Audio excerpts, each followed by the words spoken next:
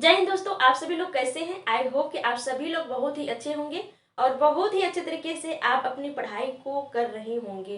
तो आज का जो आपका ये वीडियो है तो कौन से सब्जेक्ट का कौन सा टॉपिक है, तो यह आपका इंडियन पॉलिटी का जो है प्रिम्बल या प्रस्तावना या उद्देश्य का जो टॉपिक है उससे रिलेटेड यह वीडियो है। ये टॉपिक जो है आपकी किसी भी एग्जाम्स के लिए बहुत ही इम्पोर्टेंट है, चाहे वह आपका कोई भी स्टेट पीसीएस हो, यूपीएससी हो, एंड कोई भी सेंट्रल लेवल या स्टेट लेवल का एग्जाम्स हो। सारे एग्जाम्स के लिए जो है ये वीडियो आप लोगों के लिए बहुत ही बेनिफिशियल रहने वाली है। इसीलिए इस वीडियो में हमारे साथ शुरू से लेकर के अंत तक बने रहेंगे। ओके, तो इस वीडियो में हम लोग क्या क्या प्रिम्बल के बारे में जानेंगे। तो इसमें हम लोग यह जानेंगे कि प्रिम्बल क्या होता है, कौन सा देश जो है सर्वप्रथम प्रिम्बल को अपने संविधान में सम्मिलित किया था या संविधान का भाग है या नहीं है, कौन सा वाद हुआ जो हमारे संविधान में जो प्रिम्बल को माना गया या नहीं माना गया,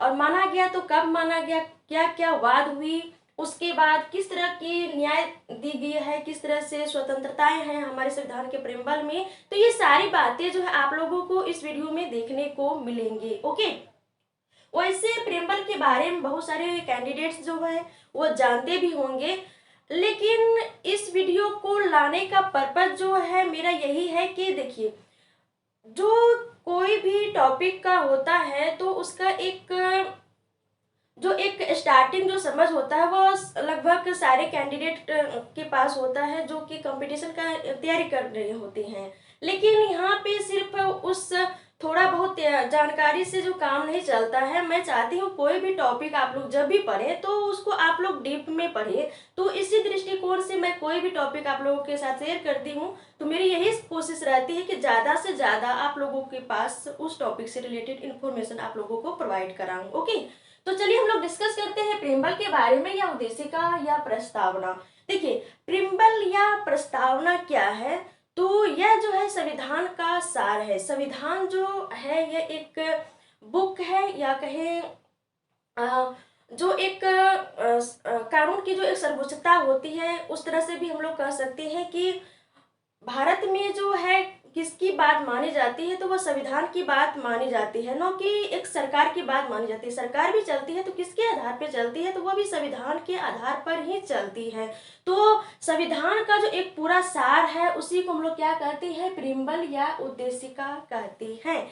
और पूरी दुनिया में सर्वप्रथम कौन से देश ने जो है प्रिम्बल को माना या संविधान का भाग माना, संविधान में सम्मिलित किया गया प्रिम्बल को, वह अमेरिका है। कौन सा कंट्री है, तो वह आपका जो है अमेरिका है। मोस्ट इंपोर्टेंट आपके पीटी के दृष्टिकोण से यह क्वेश्चन बन जाता है, चाहे वो कोई भी आपकी पीटी हो, स्टेट पीसीएस हो या यूपीएससी हो एंड अदर एग्जाम्स हो। ओके, और यदि हम लोग इंडिया की बात करें कि भारत में जो है कब इसकी स्टार्टिंग हुई, क्या इसका बेस रहा, कैसे प्रिम्बल को संविधान में सम्मिलित किया गया, किस तरह से यह अंग बना, तो स्टार्टिंग की मैं बात करूं या स्टार्टिंग जो हुआ इसका, तो वह कहाँ से हुआ, इसका एक बेस जो माना जाता है वह उद्देश्य प्रस्ताव को माना जाता है। किसको, उद्देश्य प्रस्ताव को माना जाता है।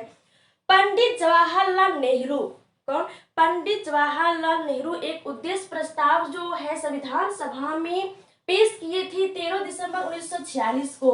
जैसे कि आप सभी जानते भी होंगे और नहीं भी जानते होंगे तो मैं यहाँ पे बता दे रही हूँ कि संविधान सभा की जो पहली बैठक हुई थी वह कब हुई थी, तो 9 दिसंबर 1946 ईस्वी को हुई थी। और उस समय संविधान सभा की जब पहली बैठक हुई थी तो उसमें जो अस्थायी सदस्य जो बनाया गया था, तो संविधान सभा के जो सबसे बुजुर्ग सदस्य थे डॉक्टर सच्चिदानंद सिन्हा को, उसको बनाए गए थे। उसके बाद जब संविधान सभा की दूसरी बैठक 11 दिसंबर 1946 को हुआ था, तो उसमें क्या हुआ था कि संविधान सभा का स्थायी सदस्य जो चुना गया था वह डॉक्टर राजेंद्र प्रसाद को चुना गया था। उसके बाद संविधान सभा की तीसरी बैठक जो हुई थी वह 13 दिसंबर 1946 को हुई थी, जिसमें कि पंडित जवाहरलाल नेहरू जी ने जो है एक उद्देश्य प्रस्ताव पेश किए थे। उसके बाद जो है बाद में जो है उद्देश्य प्रस्ताव क्या हुआ था, पारित तो हुआ था। 22 जनवरी 1947 को जो है यह पारित हुआ था। कौन सा, उद्देश्य प्रस्ताव जो है यह पारित हुआ था और यही जो है प्रस्तावना का बेस बना। कौन सा, उद्देश्य प्रस्ताव ही जो है जब पारित हो गया तो यही जो है प्रस्तावना का बेस बना। तो ये स्टार्टिंग हो गया कि हमारे इंडिया में जो इंडियन पॉलिटी में कहाँ से इसको सम्मिलित किया गया, कैसे आया, किस बेस पे आया, तो यहीं से इसका स्टार्टिंग माना जाता है। ओके, चलिए हम लोग अब जानते हैं कि प्रस्तावना का क्या स्रोत है, प्रस्तावना का स्वरूप या प्रकृति कैसी है, प्रस्तावना का उद्देश्य या पर्पज क्या है। तो प्रस्तावना हमारे संविधान का जो प्रियम्बल या प्रस्तावना है, तो उसका जो स्रोत है वह क्या है। तो मैं यहाँ पे जो प्रस्तावना है मैं उसको यहाँ पे लिखी हूँ। लिखने के पीछे में यहाँ पे मेरा उद्देश्य जो है वह क्या है, यही है कि आप लोगों को मैं बहुत ही अच्छे तरीके से यहाँ पे समझा पाऊँ कि किस आधार पे एग्जाम में क्वेश्चन क्रिएट किए जाते हैं। कि ये तो लगता है कि बहुत ही इजी है, बहुत सारे कैंडिडेट को मतलब याद भी होंगे, लेकिन इससे किस बेस पे एग्जाम में क्वेश्चन क्रिएट किए जाते हैं यह पता ही नहीं होता है। तो इसी कारण से मैं यहाँ पे लिखी हूँ ताकि आपको बहुत ही अच्छे तरीके से यहाँ पे समझा पाऊँ। इसके साथ ही साथ क्वेश्चन क्रिएट करके भी दिखाऊंगी कि किस बेस पे एग्जाम में क्वेश्चन क्रिएट किए जाते हैं। देखिए, हमारे संविधान का जो प्रियम्बल का जो स्रोत है वह क्या है, हम भारत के लोग यानी कि भारत की जनता जो है, हम भारत के लोग या जनता जो है वह संविधान या प्रियम्बल का क्या है, स्रोत है। उसके पास ही शक्ति होती है, यही जो है सरकार बनाती है और सरकार का ही एक अंग होता है संसद। कुछ संशोधन करनी होती है तो आर्टिकल 368 के तहत क्या करते हैं, वह संशोधन करते हैं। लेकिन हाँ, कुछ संविधान का मूल स्ट्रक्चर है उसमें संशोधन नहीं कर सकते हैं। ओके, तो ये रहा आपका स्रोत। अब स्वरूप या प्रकृति की बात करें तो हमारे संविधान की स्वरूप या प्रकृति या प्रियम्बल की स्वरूप या प्रकृति कैसी है, तो कैसी है, प्रभुत्व संपन्न है, समाजवादी है। यहाँ पे देखिए मैं पंथ निरपेक्ष लिखी हूँ यहाँ पे, तो कहीं कहीं पंथ निरपेक्ष भी लिखा हुआ रहता है, कहीं कहीं धर्म निरपेक्ष भी लिखा हुआ रहता है। लेकिन धर्म निरपेक्ष लिखने का पर्पज भी या मीनिंग भी कहें तो वह क्या होता है, पंथ निरपेक्ष ही होता है। तो आप यहाँ पे धर्म निरपेक्ष भी लिख सकती हैं। लेकिन धर्म निरपेक्ष का जो मीनिंग है हमारे प्रियम्बल में जो लिया गया है वह पंथ निरपेक्ष से लिया गया है, क्योंकि धर्म से निरपेक्ष कोई हो नहीं सकता, क्योंकि धर्म का शेष हो जाता है क्या कि सत्य अहिंसा, इस बेस पे लिया जाता है। लेकिन उस बेस पे नहीं लिया गया, यहाँ पे धर्म निरपेक्ष का अर्थ लिया गया है क्या, पंथ निरपेक्ष। और उसके बाद है लोकतांत्रिक गणराज्य। क्या है, लोकतांत्रिक हो गया, उसके बाद आपका गणराज्य हो गया। तो ये पांचों जो है हमारे प्रस्तावना या प्रियम्बल के क्या है, यह स्वरूप या प्रकृति है। आइए हम लोग एक एक करके यहाँ पे थोड़ा इसके मीनिंग को हम लोग समझ लेते हैं। प्रभुत्व संपन्न का तात्पर्य क्या होता है, प्रभुत्व संपन्न का तात्पर्य यह होता है कि सर्वोच्च सुप्रीम वो कोई भी डिसीजन ले, हमारे देश का जो संविधान के आधार पर जो भी सरकार कार्य करती है, तो सरकार मान लीजिए कि देश में कुछ हुई, सरकार के देश के विकास के लिए कुछ डिसीजन लेना होता है, तो क्या वो किसी दूसरे देश से जाकर के डिसीजन लेते हैं, किसी दूसरे देश से सलाह लेकर के डिसीजन लेते हैं, नहीं, वो खुद से सलाह लेते हैं। कोई भी कमेटी बनेगी, आपस में बैठेंगी, वो लोग सरकार जो है क्या करती है, उसके बाद डिसीजन लेती है, वो आपस में ही मिलकर के लेती है, सरकार ही खुद लेती है, न कि उसके ऊपर कोई दूसरे देशों के आग्रह पर या दूसरे देशों के आदेश पर जो है वह अपने देश के विकास के लिए जो है निर्णय बना, कोई भी डिसीजन लेते हैं, इस तरह से नहीं होता, बल्कि स्वयं लेते हैं। चाहे वह आंतरिक विकास की बात हो अपने देश की, वह बाह्य विकास या किसी दूसरे से द्विपक्षीय वार्ता या त्रिपक्षीय वार्ता ही करनी होती है, तो वह स्वयं में डिसीजन लेकर करते हैं।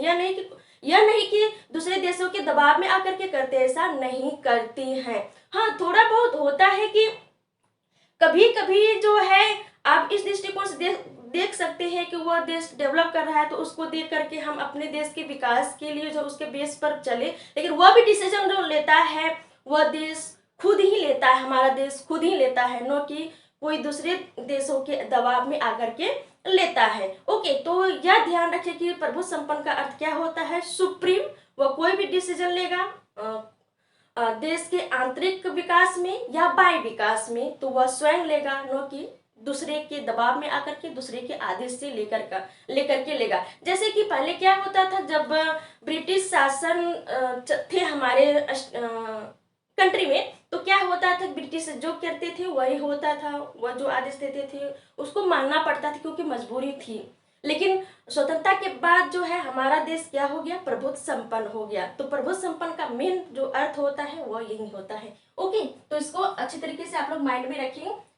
आगे बढ़ते हैं हम लोग समाजवादी। देखिए, समाजवादी से यहाँ पे हमारा तात्पर्य यह है, समाजवादी दो तरह से होते हैं, एक होता है साम्यवादी समाजवादी, एक होता है लोकतांत्रिक समाजवादी। तो हमारे देश में जो है लोकतांत्रिक समाजवादी है, न कि साम्यवादी समाजवादी। साम्यवादी समाजवादी कहाँ पे माने जाते हैं, मेनली या यूरोप में देखा जाता है, कुछ तो आपका चाइना एंड अदर कंट्री में देखा जाता है। लेकिन हमारे देश में जो है किस तरह की समाजवादी है, तो वो लोकतांत्रिक समाजवादी है। और लोकतांत्रिक समाजवादी जो है यह आपके मुख्य रूप से जो है गांधी जी और पंडित जवाहरलाल नेहरू जी के जो है विचारों से प्रभावित है, जो आगे चलकर जो अभी प्रेजेंट टाइम में हम लोग देख रहे हैं।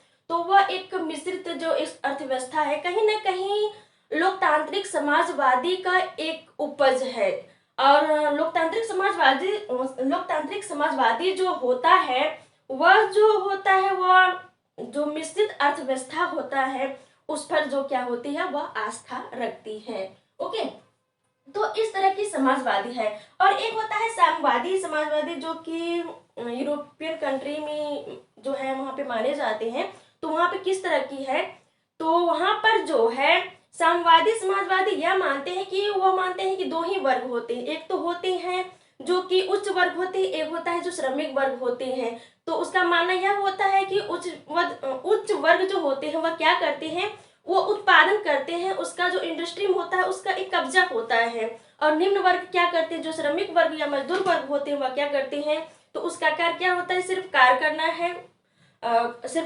है। जो भी उत्पादन होगा उसका फायदा किसको होगा, उस वर्ग या मालिकों को होगा। और उसका यह मानना होता है कि जब भी निम्न वर्ग या श्रमिक वर्ग संघर्ष करके उच्च वर्ग को हरा देंगे तब क्या होगा कि सब एक समान हो जाएंगे। तो साम्यवादी जो समाजवादी होता है तो उसका यही मानना होता है। लेकिन हम लोग यहाँ पे यह बात करें, लेकिन दोनों का जो लास्ट में एक उद्देश्य होता है वह क्या होता है, चाहे लोकतांत्रिक समाजवादी का हो चाहे साम्यवादी समाजवादी का हो, दोनों का एक ही अर्थ होता है, लास्ट में जाकर के एक ही उद्देश्य होता है, वह होता है कि समानता।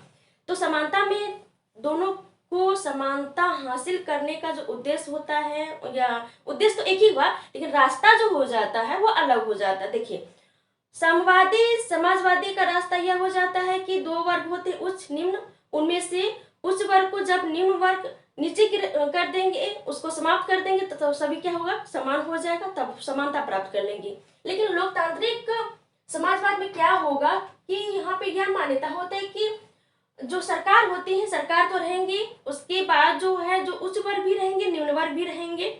तो लेकिन उच्च वर्ग जो भी पूंजी अर्जित करेंगे तो उसमें जो है एक टैक्स फिक्स करेंगे सरकार। उस टैक्स के माध्यम से क्या होगा कि गरीब वर्गों का कल्याण होगा, इससे क्या होगी, समानता आएंगी और सरकार भी रहेंगी।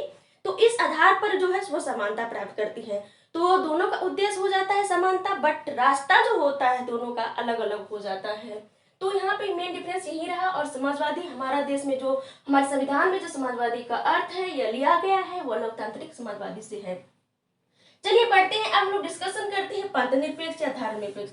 देखिए, धर्मनिरपेक्ष तो लिखा हुआ रहता है हमारे संविधान के प्रेम्बल में, बट इसका मीनिंग जो होता है वो पंथनिरपेक्ष से ही होता है। तो उसका अर्थ क्या हो जाता है कि हमारे जो संविधान में जो प्रस्तावना है या हमारे संविधान का या हमारे देश का कोई एक पंथ नहीं है। क्या है, कोई एक पंथ नहीं है, कोई एक पंथ को राष्ट्रीयकरण नहीं किया गया है कि देश की जितनी भी जनता है इस पंथ को मानना पड़ेगा, दूसरे पंथ को नहीं मानना पड़ेगा।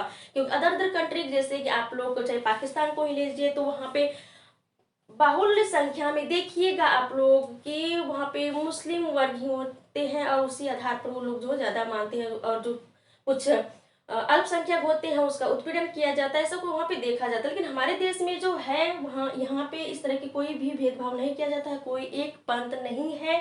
और एक पंथ को राष्ट्रीयकरण नहीं किया गया। यहाँ पे यह स्वतंत्रता दी गई है कि जो भी लोग जिस धर्म के हैं या जिस पंथ की हैं उसको मान सकती हैं। कोई फिक्स जो है राष्ट्रीयकरण, किसी भी पंथ का राष्ट्रीयकरण नहीं किया गया है। सारे को स्वतंत्रता दी गई है कि आप लोग जो है अपने अपने धर्म को या अपने अपने पंथ को मान सकते हैं। तो इसका मेन जो यहाँ पे अर्थ हो गया, मीनिंग हो गया, यही हो गया। चलिए बढ़ते हैं लोकतांत्रिक। लोकतांत्रिक से हमारा क्या तात्पर्य हो जाता है कि लोकतंत्र से यहाँ पे तात्पर्य हो जाता है हमारा देश कैसी, हमारे देश जो है लोकतंत्र, और कैसे किस तरह की लोकतंत्र है, और प्रत्यक्ष लोकतंत्र है हमारे देश में है। और इसको हम लोग इस सेंस में देख सकते हैं कि लोकतंत्र की परिभाषा किस आधार पर, तो जॉन अब्राहम ने जो लोकतंत्र दिया है, लोकतंत्र की परिभाषा जो दी है, सॉरी अब्राहम लिंकन ने, तो वो क्या दी है, तो जनता का, जनता के लिए, जनता के द्वारा जो शासन होती है वह क्या, वह जो है लोकतंत्र की परिभाषा जो दी है अब्राहम लिंकन ने, जनता का, जनता के लिए, जनता के द्वारा, इसी को जो है अब्राहम लिंकन ने लोकतांत्रिक की परिभाषा दी है। आगे बढ़ते हम लोग गणराज्य। गणराज्य से हमारा तात्पर्य क्या हो जाता है, तो गणराज्य से हमारा तात्पर्य यह हो जाता है कि हमारे देश का जो संवैधानिक प्रमुख होता है, क्या वह निर्वाचित है या वंशानुगत व क्रमानुसार वह चल रही है। तो हमारे देश का जो संवैधानिक प्रमुख राष्ट्रपति जी होते हैं, तो वो राष्ट्रपति जी क्या किए जाते हैं, वह निर्वाचित किए जाते हैं। न कि राष्ट्रपति जो है भी प्रेजेंट टाइम में उसका बेटा आएगा तो वो फिर राष्ट्रपति बनेगा, फिर उसका बेटा आएगा तो वह बनेगा, ऐसा हमारे देश में व्यवस्था नहीं है। लेकिन हम लोग इंग्लैंड की बात करें, वहां पर क्या है, तो लोकतंत्र के साथ साथ वहां पर जो है राजतंत्र है। लेकिन हमारे देश में लोकतंत्र के साथ साथ क्या है, गणतंत्र है। ओके, तो गणराज्य का तात्पर्य यही हो गया। तो यह हमारे संविधान या प्रियम्बल का क्या हो गया, स्वरूप या प्रकृति। आगे चलते हैं, आगे क्या क्या बनाने के लिए, और इसके समस्त नागरिकों को सामाजिक, आर्थिक और राजनीतिक न्याय। देखिए, सामाजिक, आर्थिक और राजनीतिक न्याय, न्याय हो गया आपका, स्वतंत्रता हो गया, ये समानता या समता हो गया। ये तीनों जो हैं, ये तीनों आपका, ये तीनों जो है मुख्य उद्देश्य होता है। प्रियम्बल का उद्देश्य क्या है, न्याय मिलना चाहिए, जितने भी हमारे देश में जनताएं हैं उसको क्या होना चाहिए, न्याय मिलना चाहिए, उसको स्वतंत्रता मिलनी चाहिए, उसको समानता मिलनी चाहिए। तो कौन कौन सी न्याय उसको मिलनी चाहिए, सामाजिक, आर्थिक और राजनीतिक न्याय मिलनी चाहिए। कौन कौन सी न्याय, सामाजिक, आर्थिक और राजनीतिक न्याय मिलनी चाहिए। देखिए, यहीं पे एग्जाम में क्वेश्चन किस आधार पर क्रिएट कर देते हैं, तो इस आधार पर क्रिएट कर देते हैं कि आप मान लीजिए कि पीटी में, ओके, पीटी में कर देंगे कि हमारे संविधान के प्रियम्बल में जो है कौन कौन से न्याय की व्यवस्था की गई है। ऑप्शन नंबर ए सामाजिक, ऑप्शन नंबर बी आर्थिक, ऑप्शन नंबर सी राजनीतिक, ऑप्शन नंबर डी कोई दूसरा दे देंगे, option number E none of this, या दे देंगे और जो एक देता हो इनमें से कोई नहीं, और एक देता है उपयुक्त में से एक।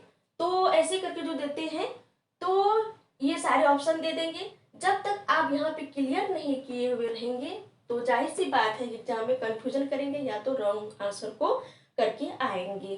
तो इस आधार पे आप लोग जो है पढ़ेंगे, बहुत ही बारीकी से पढ़ेंगे, और इसी आधार पे जो एग्जाम में क्वेश्चन क्रिएट किए जाते हैं, भीतर भीतर से एग्जाम में क्वेश्चन कर लिए जाते हैं। चलिए अब आगे बढ़ते हैं।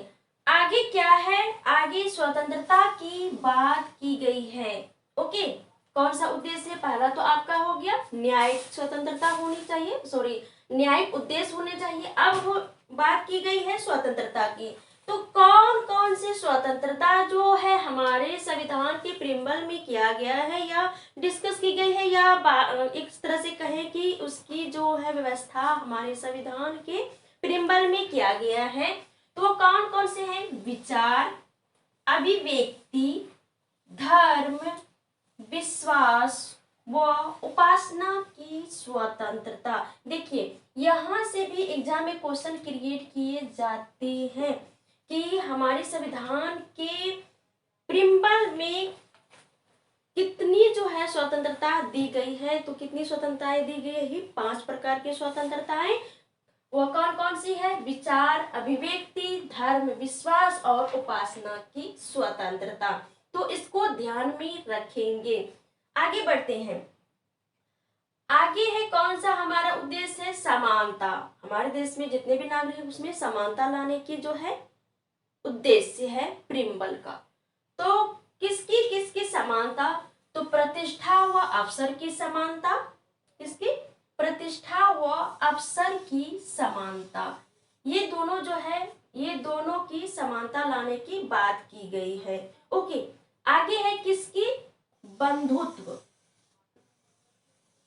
बंधुत्व भी एक उद्देश्य है। तो किसकी किसकी बंधुत्व बढ़ाने का उद्देश्य है? तो चलिए देखते हैं। व्यक्ति की गरिमा, राष्ट्र की एकता तथा अखंडता। किसकी किसकी? व्यक्ति की गरिमा, राष्ट्र की एकता और अखंडता सुनिश्चित करने वाला बंधुता बढ़ाने के लिए यह उद्देश्य है। ओके, तो देखिए हम लोग थोड़ा यहाँ पे रिवीजन कर लेते हैं। न्याय की बात की गई किसकी? सामाजिक, आर्थिक और राजनीतिक न्याय। स्वतंत्रता की बात की गई किसकी किसकी? विचार, अभिव्यक्ति, धर्म, विश्वास और उपासना की स्वतंत्रता। और समानता की बात की गई किसकी? प्रतिष्ठा और अवसर की समानता। और बंधुत्व बढ़ाने की बात की गई किसकी? व्यक्ति की गरिमा की, राष्ट्र की एकता की और अखंडता की और सुनिश्चित करने वाले की बंधुता बढ़ाने के लिए। तो ये इसकी ओके, तो ये हो गया आपका उद्देश्य। क्या? ये हो गया आपका उद्देश्य। तो मेन प्रियम्बल में जो हमारा दिया हुआ है, प्रियम्बल जो दिया हुआ है, तो प्रियम्बल के डीप से जो क्वेश्चन पूछा जाता है तो वो इसी सबसे क्या पूछा जाता है। एक स्रोत पूछ देगा कि हमारे प्रियम्बल का स्रोत क्या है, हमारे संविधान का स्रोत क्या है, या शक्ति किसमें निहित है, तो हम भारत के लोक या जनता में।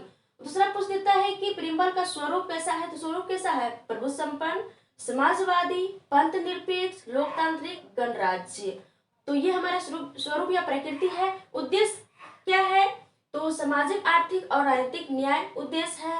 विचार, अभिव्यक्ति, धर्म, विश्वास, उपासना की स्वतंत्रता उद्देश्य है। प्रतिष्ठा और अवसर की समता उद्देश्य है। उसके बाद क्या है? व्यक्ति की गरिमा और राष्ट्र की एकता और अखंडता सुनिश्चित करने वाला बंधुता बढ़ाने के लिए जो है ये सारे क्या है?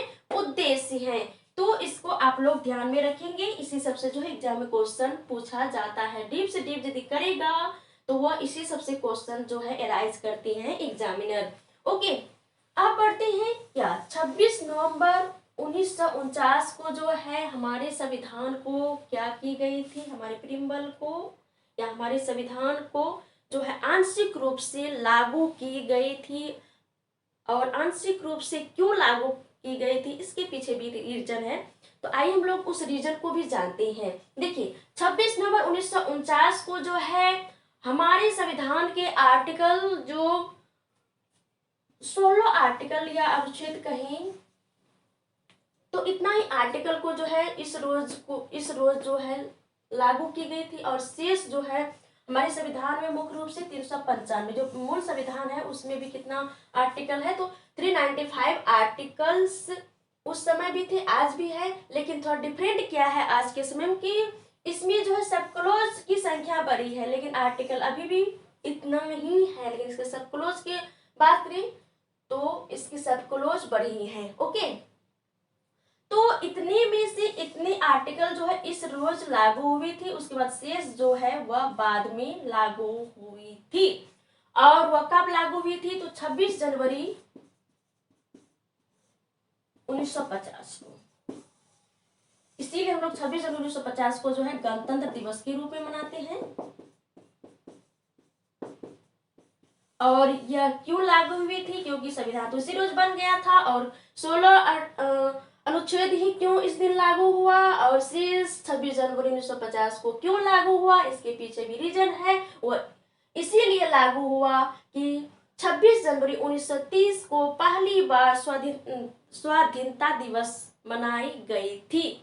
तो इसी कारण से जो है इस दिन हमारे संविधान बन जाने के बावजूद भी उन लोगों ने यह माने, जो विद्वान जिन्होंने जो है संविधान को बनाए उन लोगों ने यह माने कि यदि हम लोग इस दिन को जो है लागू कर देते हैं पूरे संविधान को तो 26 जनवरी वाली जो महत्ता है, इसकी महत्व कम ना पड़ जाए, इसकी महत्ता समाप्त ना हो जाए, तो इसी दृष्टिकोण को देखते हुए इस दिन संविधान के पूरा होने के बावजूद भी इस दिन को जो है पूर्ण रूप से हमारे संविधान को लागू की गई और 26 जनवरी 1950 से हम लोग क्या कर रहे हैं, गणतंत्र दिवस के रूप में मना रहे हैं। ओके, तो ये रही संविधान का जो भी प्रियम्बल है यहाँ से लेकर के यहाँ तक, और इसके बारे में हम लोग बहुत अच्छे तरीके से यहाँ पे देखे भी, समझे भी, और इसके कुछ अर्थ को भी यहाँ पर हम लोग समझे, और यह भी देखिए कि कहाँ कहाँ से एग्जामिनर क्वेश्चन क्रिएट करते हैं।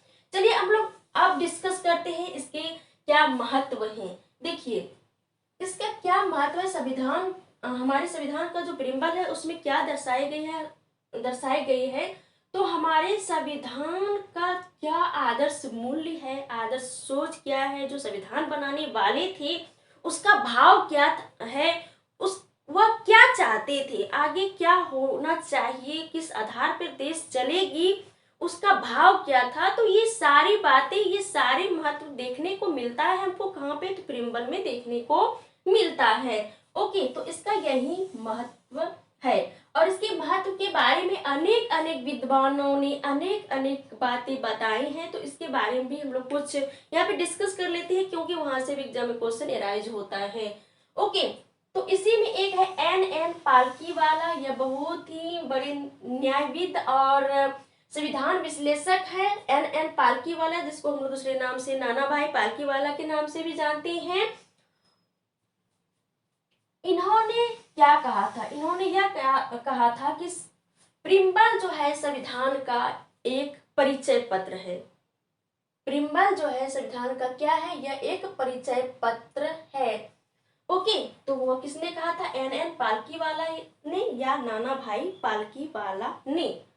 आगे बढ़ते हैं, सर सैयद अल्लादी कृष्ण स्वामी अय्यर, ये देखिए कौन थे, तो यह जो थे प्रारूप समिति जो था, प्रारूप समिति के 7 मेंबर थे, जिसमें कि जो अध्यक्ष थे वह डॉक्टर भीमराव अंबेडकर जी थे। तो उन्हीं में से 7 में से एक जो थे सर सैयद अल्लादी कृष्ण स्वामी अय्यर भी थे उसके मेंबर। तो उन्होंने क्या कहे थे, उन्होंने यह कहे थे कि हमारे दीर्घकालिक सपनों का विचार है, क्या है, हमारे दीर्घकालिक सपनों का विचार है, तो वह क्या है, वह प्रियम्बल है। आगे बढ़ते हैं, एम एन मुंशी, इन्होंने क्या कहे थे, इन्होंने यह कहे थे कि प्रियम्बल के बारे में कि हमारी संप्रभु लोकतांत्रिक गणराज्य का भविष्य फल है। देखिए कितना महत्व है हमारे प्रियम्बल के, हमारे संविधान के प्रियम्बल के। चलिए आगे बढ़ते हैं, ठाकुर दास भार्गव जी कौन थे, तो ठाकुर दास भार्गव जो थे वह संविधान सभा को बनाने में ही जो है इन्होंने रोल प्ले किए थे। यह भी जो एक तरह से जो है संविधान सभा के मेंबर ही थे। ओके, ठाकुर दास भार्गव, तो इन्होंने क्या कहे थे, इन्होंने यह कहे थे कि संविधान की जो आत्मा या संविधान की जो कुंजी है वह कौन है, वह कौन है, तो वह जो है वह प्रियम्बल ही है। तो किसने कहे थे, ठाकुर दास भार्गव जी ने। तो इसको भी आप लोग ध्यान में रखेंगे। और यह भी इन्होंने कहे थे कि संविधान का यदि सबसे महत्वपूर्ण भाग या पार्ट है तो वो कौन है, तो वह प्रियम्बल ही है। वह यह कहे थे ठाकुर दास भार्गव जी ने। इसी एक मिलता जुलता जो है एक क्वेश्चन और भी यहाँ पे अराइज होता है, वह होता है कि आर्टिकल 32 को जो है संविधान की आत्मा किन्होंने कहे थे, तो वह डॉक्टर भीमराव अंबेडकर जी हो जाएगा। तो यहाँ पे जो है आप लोग ध्यान रखें, प्रियम्बल को कहे थे, प्रियम्बल को संविधान की आत्मा कहे थे ठाकुर दास भार्गव जी ने। लेकिन आर्टिकल 32 जो कि मौलिक अधिकार के अंतर्गत ही आती है, उसका यदि हनन होता है तो कोई भी व्यक्ति जो सुप्रीम कोर्ट जा सकते हैं आर्टिकल 32 के तहत।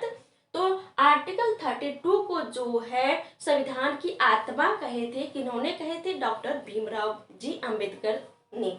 तो इन दोनों को जो है आप लोग माइंड में रखेंगे। आगे बढ़ते हैं, अर्नेस्ट बारकर, देखिए नाम से ही लगता है कोई अंग्रेज होंगे। तो इन्होंने क्या कहे थे, इन्होंने कहे थे संविधान के प्रियम्बल को कि यह जो है ये एक कुंजी नोट की तरह है। कैसी है? ये एक नोट है, कुंजी नोट की। जिस तरह का किसी व्यक्ति का एक कुंजी होती, कोई प्रॉपर्टी होती है, तो प्रॉपर्टी का जो, मान लीजिए कि कोई व्यक्ति है, उस व्यक्ति के पास बहुत सारे जो है मनी है, तो उस मनी को कोई लॉकर में रहते हैं और लॉकर में कोई कुंजी होता है। मान लीजिए कि कोई रूम में वो बहुत सारे प्रॉपर्टी को रखे, मनी को रखे, तो उसमें एक लॉक करने वाली एक कुंजी होती है। तो उसी आधार पर वह मानते हैं कि संविधान जो है, हमारा संविधान क्या है, एक प्रॉपर्टी, हमारे देश की प्रॉपर्टी है, उसकी जो कुंजी है वो क्या है, वो कुंजी नोट जो है वो कौन सा है, तो वह प्रिम्बल ही है। और इसके साथ साथ इन्होंने यह भी कहे थे कि संविधान को लिखने वाले जितने भी मेंबर थे, जितने भी सदस्य थे, जितने भी विद्वान थे, उसको उन्होंने क्या कहे थे कि वो बहुत ही बड़े बुद्धिजीवी थे। इन्होंने यह भी कहे थे, इन्होंने अर्नेस्ट बार्कर ने। तो देखिए ये सारे इंपॉर्टेंट है, ये स्टेटमेंट जो है आपके एग्जाम में डायरेक्ट दे देते हैं कि फलाना फलाना स्टेटमेंट दे देंगे और ऑप्शन में दे देंगे कि ऑप्शन नंबर ए, जैसे कि आपको इस तरह से दे देंगे कि संविधान का परिचय पत्र, जो हमारे प्रिम्बल को जो है संविधान का परिचय पत्र किसने कहा था। तो ऑप्शन नंबर ए दे देंगे N Palkhivala, option number B देंगे M Munshi, option number C देंगे sir Syed Alladi Krishnaswamy Ayyar, option number D देंगे Ernest Barker, option number E देंगे उपयुक्त में से कोई नहीं, या दे देंगे इनमें से एक से अधिक, या ऐसे करके दे देंगे। तो इस आधार पे आपको दे देंगे। जब तक आप लोग ये सारे स्टेटमेंट को ध्यान में नहीं रखेंगे, बहुत अच्छे तरीके से नहीं पढ़ेंगे, तो वहां पे आप लोग कंफ्यूज कर सकते हैं। तो ये सारे जो है मोस्ट इम्पोर्टेंट है। ओके, और देखिए अर्नेस्ट बार्कर ने जो है इसको इतना अच्छा लगा, जो ये संविधान का जो प्रिम्बल है इसके बारे में इतनी इन्होंने इसकी महत्ता को व्याख्या की, तो इन्होंने एक बुक लिखे थे principle of social and political theory, जो कि 1951 में लिखे थे। इन्होंने इस अपने बुक में भी इसके बारे में जो है क्या किए, एक्सप्लेन किए इस बुक में भी। तो इस बात को भी आप लोग ध्यान में रखेंगे। चलिए आगे बढ़ते हैं। तो ये हो गया इसके महत्व के बारे में, प्रिम्बल के महत्व के बारे में, और किसने किसने प्रिम्बल को किस आधार पे, या इस तरह से भी कर सकते हैं कि इसके महत्व को देखते हुए कौन कौन से महत्वपूर्ण बात जो है प्रिम्बल के बारे में अलग अलग विद्वानों ने कही है। तो ये सारे स्टेटमेंट रहे आपके। अब हम लोग यह देखते हैं, क्या संविधान के एक भाग के रूप में जो प्रिम्बल को माना गया, क्या शुरू से ही माना गया, क्या कुछ इसमें बीच में कुछ अड़चने भी आई, और अभी जो प्रेजेंट टाइम में हम लोग प्रिम्बल को संविधान का अंग मानते हैं, तो वह क्या कोई विवाद भी रहा। तो चलिए डिस्कस करते हैं इसके बारे में। देखिए एक वाद है बेरुवारी वाद मामला, जो कि 1960 का यह एक मामला है। देखिए बेरुवारी वाद जो है यह एक जगह है पश्चिम बंगाल का जगह। जब हमारा जो भारत और पाकिस्तान जब अलग हुआ था, तो बांग्लादेश पश्चिम बंगाल तो हो गया इंडिया का पार्ट, पूर्वी बंगाल हो गया पाकिस्तान का पार्ट उस समय हो गया। तो उस समय उसी समय जब डिवीजन हो रहा था या डिवाइड हो रहा था दोनों कंट्री, तो उसी समय से पश्चिम बंगाल का एक पार्ट आ जाता था बेरोबारी जो है वो पश्चिम बंगाल का एक पार्ट आ जाता था, जो कि मुस्लिम बाहुल्य थी। और बांग्लादेश में कुछ ऐसे पार्ट आ जाते थे जो कि हिंदू बाहुल्य थे। तो उसको जो है बाद में संविधान में कुछ संशोधन भी हुए, उसके बाद जो है यह पार्ट उसको दे दी गई बांग्लादेश को। बांग्लादेश में जो हिंदू बाहुल्य थे वो इंडिया का पार्ट बन गया। तो यह जो है सुप्रीम कोर्ट ने इस मामले में ही जो है बाद में 1960 में, तो इस मामले में इस विवाद को भी सल्टाया गया। बेरुवारी विवाद जो है बांग्लादेश को दे दिया गया, और बांग्लादेश में जो हिंदू बाहुल्य थे वह भारत को दे दिए गए। इसी के साथ ही साथ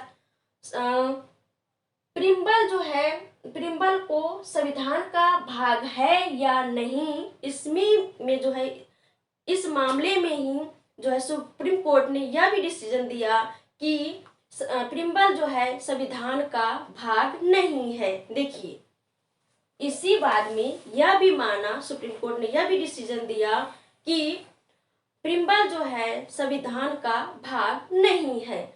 तो फिर कब माना गया, आगे चल के कब माना गया कि ऐसे क्या ऐसे ही रहा?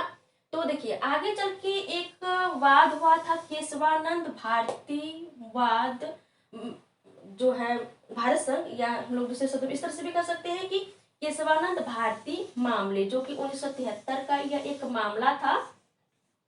ओके, और केशवानंद भारती यह बहुत ही बड़े एक संत थे, जो कि केरल का एक इडियार मठ अभी भी है और उस समय भी थे। तो इडियार मठ के जो थे वह एक तरह से पुजारी जो होते हैं, तो वह देख रेख करने वाले यही थे। बहुत ही संत टाइप के व्यक्ति थे, जिसका हाल ही में निधन हो गया है। तो इसका एक मामला था, जब भूमि विवाद का इस तरह से भूमि से जब सरकार जो लैंड रिफॉर्म के मामला, जो लैंड रिफॉर्म जब कर रहे थे, तो इडियार मठ के अंदर जितने भी भूमि आते थे तो उसको भी सरकार जो उसमें हस्तक्षेप करना चाहती थी। तो उसी पर्सपेक्टिव में जो है उसी समय जो है केशवानंद भारती वाले मामले जो है तो संत व्यक्ति थे, लेकिन इसकी तरफ से जो है एक व्यक्ति नाना भाई पालकीवाला जो थे वह एक वकील थे, वह एक जानकार व्यक्ति थे, लेकिन यह जानकार व्यक्ति नहीं थे। तो जब एन पालकीवाला जो जब यह जाने कि यह जो है मौलिक जो अधिकार, इसके तहत जो है यह सब संपत्ति जो है, जो इडियार मठ का संपत्ति है, इसका हनन हो रहा है, मौलिक अधिकारों का हनन हो रहा है। जब इडियार मठ के प्रॉपर्टी को जो है सरकार जब ले लेंगे, तब उस दृष्टिकोण से देखते हुए जो है इसके तरफ से जो है एन पालकीवाला जो है वह जो इसके तरफ से केस को लड़े थे। और फाइनली जो है 13 बेंच की एक 13 न्यायाधीशों की जो एक बेंच बनी थी, जिसमें जो है मामला को सल्टियाया गया या निर्णय दिया गया 7-6 के मामले में। 7-6 के एक तरह से कहें तो 7 ऐसे जज थे जो कि इसके फेवर में थे कि यह जो है मौलिक अधिकारों का हनन हो रहा है। इसमें जो है क्या होगा कि इसमें जो है जो भी मठ की प्रॉपर्टी है वो क्या होंगे, इसके होंगे। उसके बाद इसी तरह से इसमें यह भी बहुत सारे इसमें मामले जो है सल्टियाया गया था, जिसमें कि एक मूल ढांचा को जो सिद्धांत आता है कि संविधान का जो मूलभूत ढांचा है, कौन कौन से मूलभूत ढांचा के अंतर्गत आएंगे, इसमें जो है आर्टिकल 368 के तहत भी जो है संसद इसमें संशोधन नहीं कर सकती है। तो ये सारी बातें जो है इसी केस के दरमियान सुप्रीम कोर्ट ने जो है अपने निर्णय दिए थे। तो बहुत सारे जो है इस मामले के तहत बहुत सारे निर्णय दिए गए थे। तो ये है केशवानंद भारती मामला। तो इसी में यह कहा गया था कि संविधान जो है या संविधान का एक भाग जो प्रिम्बल भी है, क्या है, प्रिम्बल जो है यह एक संविधान का भाग है। तो इसी केस में कहा गया था। तो ये दोनों केस जो है आप लोग प्रिम्बल के संबंध में ध्यान में रखेंगे, क्योंकि प्रिम्बल से संबंधित जब भी क्वेश्चन आएंगे तो ये दोनों केस जो होता है बहुत ही मोस्ट इम्पोर्टेंट हो जाता है।